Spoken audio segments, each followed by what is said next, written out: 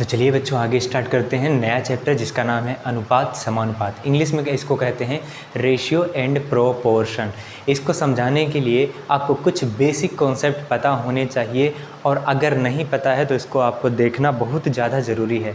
और देर से ही सही पर स्टार्ट तो किया मैंने, टाइम मिल नहीं पाता है बच्चों, इसीलिए हम पढ़ा नहीं पाते हैं। यहाँ आपको ऑफलाइन पढ़ाने में ही काफ़ी टाइम निकल जाता है, ऑनलाइन पढ़ाने में इतना टाइम मिल नहीं पाता है, इसीलिए माफ़ी चाहते हैं देर से ही स्टार्ट किया, पर कर तो दिया नया चैप्टर की शुरुआत जिसका नाम है अनुपात समानुपात।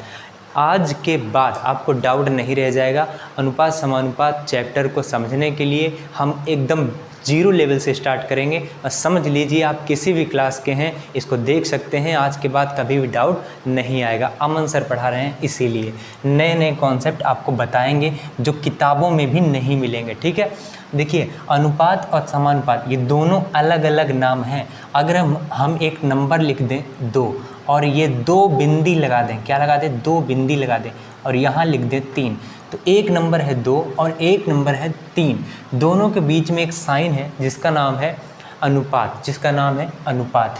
अगर हम इस नंबर को ऐसे लिखें, 2 ऊपर लिख दें और 3 नीचे लिख दें, कोई फ़र्क नहीं पड़ता, एक ही बात है।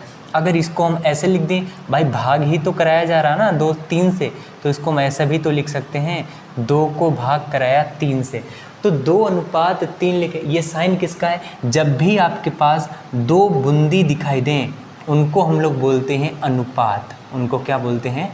अनुपात। नोट्स बनाते चलना, लिखने के बाद, नोट बनाने के बाद आपको इस चैप्टर से तो कभी डाउट आएगा ही नहीं। ठीक है, अगर 2 बिंदी हों तो इसका मतलब क्या है? अनुपात। 2 बिंदी का मतलब क्या है? अनुपात।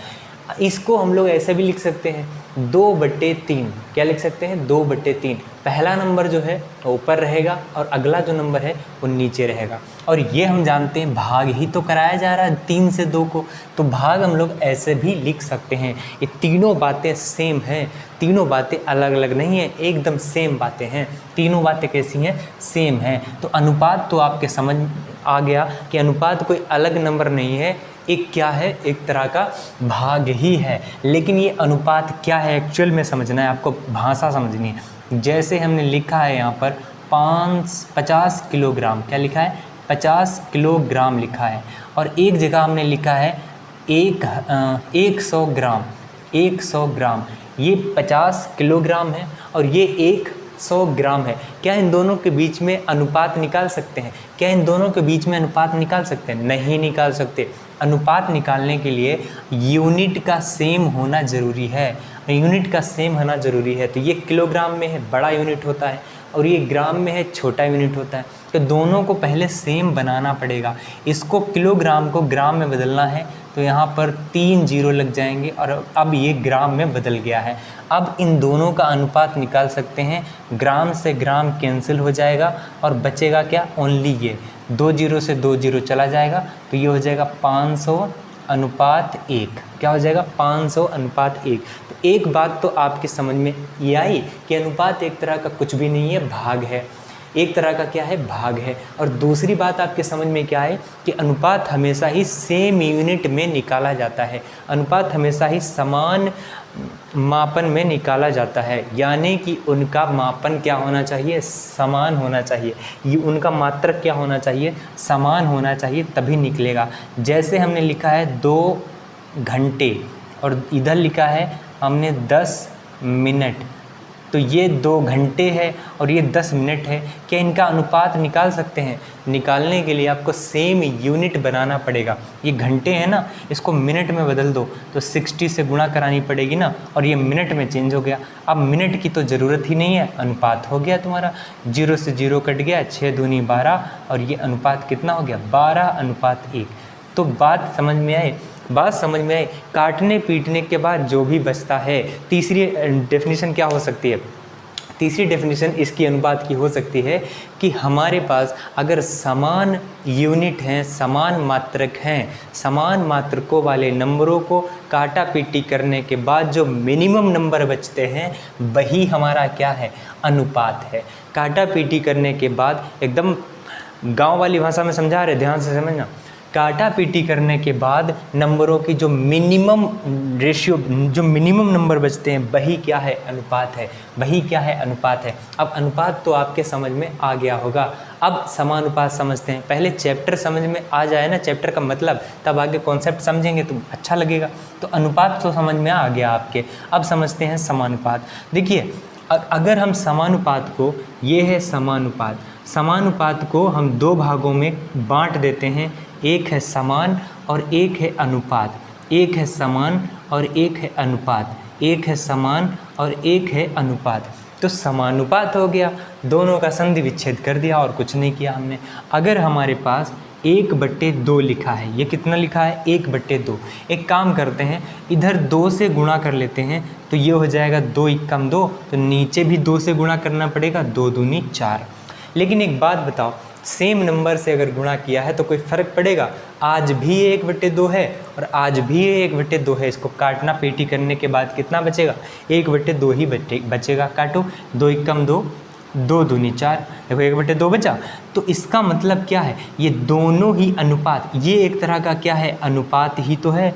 इसको हम ऐसे लिख सकते हैं, अभी अभी समझाया, इसको हम ऐसे लिख सकते हैं 1:2, और इसको हम लोग ऐसे लिख सकते हैं 2:4। लिख सकते हैं कि नहीं लिख सकते हैं? ये भी एक अनुपात है, ये भी एक अनुपात है।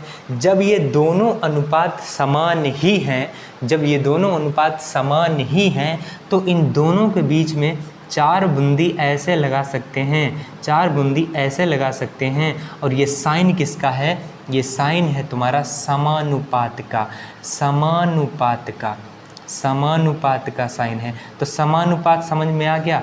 दोनों ही अनुपात समान हैं, दोनों ही अनुपात कैसे हैं, समान हैं, इसीलिए इसको क्या कहते हैं, समानुपात कहते हैं। साइन क्या होता है इसका, 4 बूंदी रख दो बीच में, समानुपात हो गया। अब अगर हमारे पास कोई भी ऐसे नंबर लिखे हैं A/B समानुपात C/D, तो घबराने की क्या ज़रूरत है, घबराने की तो ज़रूरत है ही नहीं। इसका मतलब ये है क्या, ये एक्चुअल में कुछ भी नहीं है। करना क्या है, अगर ऐसे सवाल आ जाए तो बाहर बाहर गुणा और अंदर अंदर गुणा, बाहर बाहर गुणा और अंदर अंदर गुणा। लिख लो चाहे कॉपी पर। अगर समानुपात का कॉन्सेप्ट दिया हो तो सवाल सोल्व कैसे करेंगे, एक अनुपात ये है, ये समानुपात है, यहाँ अनुपात फिर से आ गया। तो इन सवालों को सोल्व करने के लिए बाहर बाहर गुणा और अंदर अंदर गुणा, बाहर बाहर गुणा और अंदर अंदर गुणा। अब ये सवाल आएगा कि ये इक्वल का साइन कहाँ से आ गया, बराबर का साइन कहाँ से आ गया। ये सोल्व करने की ट्रिक है, ये सोल्व करने की ट्रिक है कि बाहर बाहर गुणा कर देंगे और अंदर अंदर गुणा कर देंगे। ठीक है, बात आई समझ में? इतनी तो बात समझ में आई होगी। अब एक बात बताओ, अगर हम b को उठा करके नीचे ले आएँ तो ये A/B बन जाएगा कि नहीं, और ये d को उठा करके इधर नीचे ले जाएं तो ये C/D बन जाएगा कि नहीं। अभी समझाया हमने, क्या समझाया, ये A अनुपात, इस चीज़ को बटे में लिखा है ना, अनुपात में लिख सकते हैं कि नहीं, तो ये A/B हो जाएगा। और इसको भी तो ऐसे लिख सकते हैं, C/D बिल्कुल लिख सकते हैं। तो ये भी अनुपात, ये भी अनुपात, दोनों अनुपात कैसे हैं, बराबर हैं। और बराबर हैं, समान हैं, कुछ भी बोल दो, बात तो एक ही है कि दोनों ही अनुपात कैसे हैं, समानुपात हैं। और अभी अभी हमने समझा भी दिया, ये चीज़ समझ में आई कि नहीं आई। अब एक बात बताओ, ये एक तरह का क्या है, अनुपात है, और ये एक तरह का क्या है, अनुपात है। दोनों ही अनुपात समान है, इसीलिए दोनों के बीच में साइन कैसा लगा दिया हमने, इक्वल का साइन लगा दिया। और इक्वल का साइन लगाओ या इसको समान बोलो, बात तो एक ही है। तो ये दोनों ही कैसे हैं, समान अनुपात हैं, समानुपात हैं। इतनी बात समझ में आई।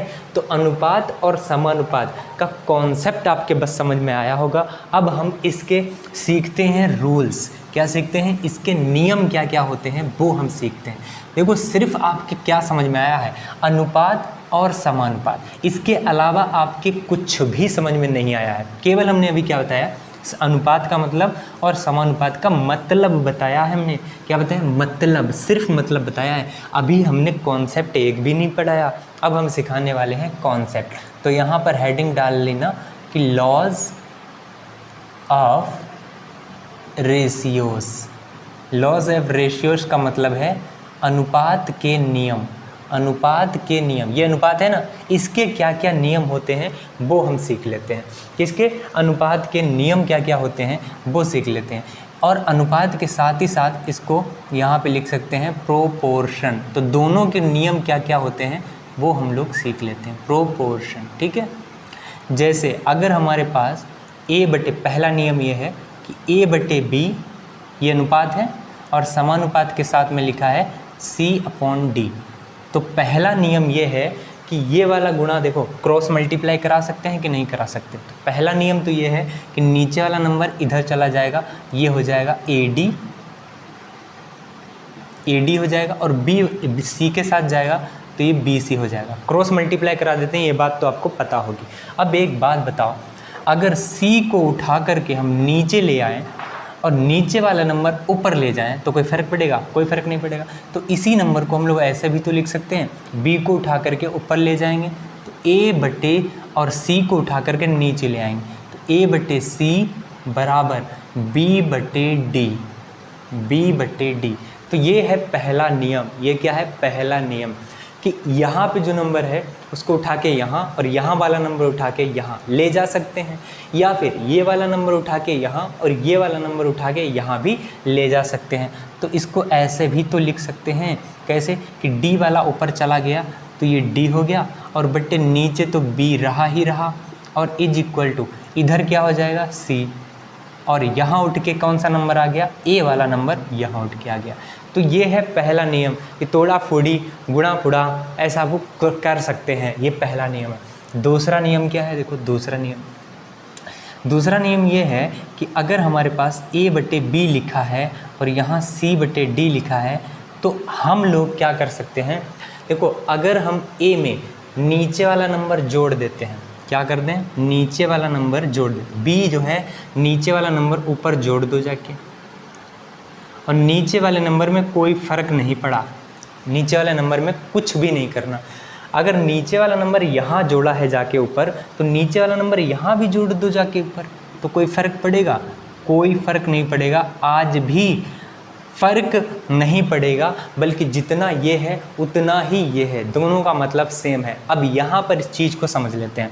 जैसे यहाँ पर लिखा है 1/2 और यहाँ लिखा है 2/4। हम जानते हैं दोनों अनुपात कैसे हैं? दोनों अनुपात सेम हैं। दोनों अनुपात कैसे हैं? सेम है। अगर नीचे वाला नंबर ऊपर जोड़ देते हैं तो ये हो जाएगा तुम्हारा 3 और नीचे रहेगा 2। नीचे वाला नंबर अगर हम ऊपर जोड़ देते हैं तो ये हो जाएगा 4 2 6 और नीचे रहेगा 4 ही। इसको काट पीट के लिख भी सकते हैं। देखो 3 से ऊपर कट जाता है, 3 एकम 3 3 दूना 6, ऊपर काट सकते हैं, नीचे काट सकते हैं। तो ये हो जाएगा 1/2 और इधर हो जाएगा 2/4। देखो जो चीज़ पहले थी आज भी वही है, 1/2 और 2/4 यहाँ थी, 1/2 और बराबर 2/4 आज भी है।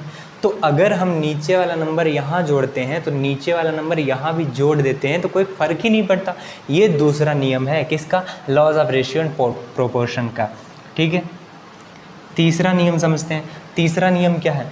देखो अगर हमारे पास ऐसा कोई नंबर है A/B और C/D, तो इसको हम लोग, तीसरा नियम ये है कि अगर हम लोग ऊपर वाले में कोई चेंज ना करें, ऊपर वाला नंबर ऐसे रखें और नीचे क्या करें, नीचे जो भी काम करते हैं, जैसे नीचे हमने किया A/B, ऊपर वाले में से नीचे वाला घटा दिया और वही नंबर नीचे लिख दिया, ऊपर वाले में से नीचे वाला घटा दिया वही नंबर यहाँ लिख दिया। तो जो काम ये इसके साथ किया है वही काम इसके साथ करो तो कोई फ़र्क नहीं पड़ता। कैसे? देखो ऊपर वाला नंबर ऐसे लिखा, ऊपर वाले में से नीचे वाला घटा देंगे और वही नीचे लिख देंगे। बताइए समझ में? जो काम हम यहाँ करेंगे वही काम यहाँ करो तो कोई फ़र्क नहीं पड़ता। ये है नियम, आपको याद रखना है। बताइए समझ में? चौथा नियम ये है कि अगर हमारे पास A/B कोई अनुपात दिया है, कोई भी अनुपात दिया है, अगर हम यहाँ ऊपर 4 से किसी भी नंबर से गुणा कर दें, उसी नंबर से नीचे भी गुणा कर दें तो कोई फ़र्क नहीं पड़ता, कोई फ़र्क नहीं पड़ता। ये चौथा नियम है। पांचवा नियम ये है कि अगर हमारे पास कोई भी इस तरह से कोई भी अनुपात दिया है, अगर हम इसको भाग लगा देंगे 8, किसी भी नंबर से भाग लगा दो, तो जिस नंबर से ऊपर भाग किया है ना उसी नंबर से नीचे भी भाग लगा दो तो कोई फ़र्क नहीं पड़ता। कोई फर्क नहीं पड़ता। ये है नियम। किसके नियम हैं? ये है अनुपात और समानुपात के नियम। ये 5 नियम हैं, इनको आप लिख लीजिए। फिर हम आगे समझाते हैं एक नया कॉन्सेप्ट जो आप किसी भी क्लास में हैं और ये कॉन्सेप्ट अगर नहीं सीखा तो समझ लीजिए कुछ भी नहीं सीखा। अब हम सिखाने वाले हैं एक नया कॉन्सेप्ट जिसका नाम है क्या नाम है, कोई बता सकता है?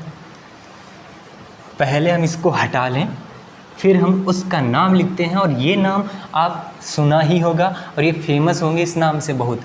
आप किसी भी क्लास में हों इस नाम से तो बहुत फेमस होंगे, जिसका नाम है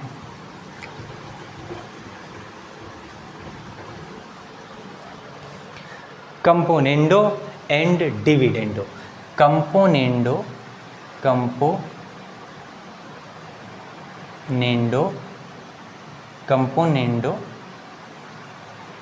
एंड डिविडेंडो।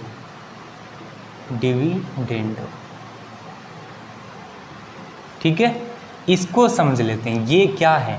कंपोनेंडो अलग है और डिविडेंडो अलग है। कंपोनेंडो अलग है, डिविडेंडो अलग है। देखो, जैसे हमारे पास कोई भी अनुपात ऐसे दिया है, ये अनुपात कोई भी ऐसे दिया है और ये है C/D। कंपोनेंडो ये कहता है कि नीचे वाला नंबर अगर हम ऊपर जोड़ दें यहाँ पर, ठीक है, और नीचे वाला ऐसे ही रखें, तो यहाँ भी नीचे वाला नंबर ऊपर जोड़ देते हैं और नीचे वाला नंबर ऐसे ही रखते हैं, तो इसको हम लोग कहते हैं कंपोनेंडो। इसको क्या कहते हैं? कंपोनेंडो। नीचे वाला नंबर ऊपर जोड़ दो जाके, बाकी सेम रखो, इसको हम कहते हैं कंपोनेंडो। तो डिविडेंडो किसे कहते हैं? डिविडेंडो कहते हैं अगर ऊपर वाला नंबर हम दोनों के केस में सेम रखें, ऊपर वाला नंबर सेम रखें। डिविडेंडो मतलब यहाँ पर घटाना है, ऊपर वाले में से नीचे वाला घटा दो, यहाँ ऊपर वाले में से नीचे वाला घटा दिया, तो यहाँ भी ऊपर वाले में से नीचे वाला घटा देंगे, कोई फ़र्क नहीं पड़ेगा। अगर हम ऊपर जाके जोड़ देते हैं तो इसको बोलते हैं कंपोनेंडो, अगर हम नीचे आके घटा देते हैं तो इसको बोलते हैं डिविडेंडो। और अगर ये दोनों ही संक्रियाएँ, ये दोनों ही चीज़ें हम एक साथ करते हैं तो उसी को बोलते हैं कंपोनेंडो एंड डिविडेंडो। अब हम इसी के साथ में हम करते हैं दोनों ही क्रियाएं एक साथ में, दोनों ही क्रियाएं एक साथ में। इसको शॉर्टकट में कहते हैं C&D। शॉर्टकट में क्या कहते हैं? C&D। C&D का मतलब क्या है? Componendo and dividendo. ठीक है, अगर इन दोनों को साथ में करें तो ऊपर हो जाएगा, जोड़ना है, ऊपर जोड़ना है, यही काम यहाँ भी करना है, ऊपर जाके जोड़ना है, और नीचे क्या करना है? दोनों के साथ में नीचे घटा देना है। अगर हम घटा देंगे तो ये हो जाएगा A - B, और यहाँ क्या हो जाएगा? C - D। आता है समझ में? तो ये क्या हो गया? हमारे पास इतना था A/B = C/D, और हो कितना गया? A + B divide by A - B = C + D divide by C - D। जो अनुपात ये है वही अनुपात ये है, अभी कोई फ़र्क नहीं पड़ा है यहाँ पे। इस जो ये है वही ये है, सेम टू सेम है। तो ये है कहलाता है कंपोनेंडो एंड डिविडेंडो। अनुपात में बस ये 3-4 चीज़ें अभी हमने आपको सिखाई हैं। देखें टाइम कितना हो गया। देखिए, अनुपात समानुपात का चैप्टर में कुछ ज़्यादा खास है नहीं। एक यहाँ पे लेक्चर ये ले लिया, 2 लेक्चर हो सकता और लें, उसके बाद 4-5 लेक्चर में पूरा अनुपात समानुपात ख़त्म कर देंगे विद प्रॉपर सॉल्यूशन। कठिन से कठिन सवाल लाएंगे, उनको सोल्व करा देंगे। आप लोग फिक्र मत करो, आप लोग एग्ज़ाम बहुत अच्छे से क्लियर हो जाएगा। चाहे यहाँ पर पढ़ाएं, 4 दिन के बाद एक क्लास लें, फिर भी कोई फ़र्क नहीं पड़ेगा। अभी बहुत सारा समय है आपके पास, मेरे पास नहीं है, ठीक है, क्योंकि मेरा एग्ज़ाम लगा हुआ है। इतनी बात समझ में? C&D कंपोनेंडो एंड डिविडेंडो, ये क्या है? हमारा एकदम बेस्ट कॉन्सेप्ट है। इसको नोट्स बना के लिख लेना कॉपी पर, और इसके बाद हम आगे लेके आएंगे। उनमें 1-2 कॉन्सेप्ट और हैं, उनको समझाने के बाद ये चैप्टर पूरा ख़त्म हो जाएगा। उसके बाद तीसरे, चौथे, 5वें लेक्चर में हम आपको क्वेश्चन सोल्व करा देंगे, ठीक है। यहाँ तक अगर किसी को डाउट हो तो हमारे व्हाट्सएप नंबर पर सेंड कर दीजिएगा, उस डाउट को क्लियर कर देंगे एकदम बेसिक से, 0 लेवल से, ठीक है।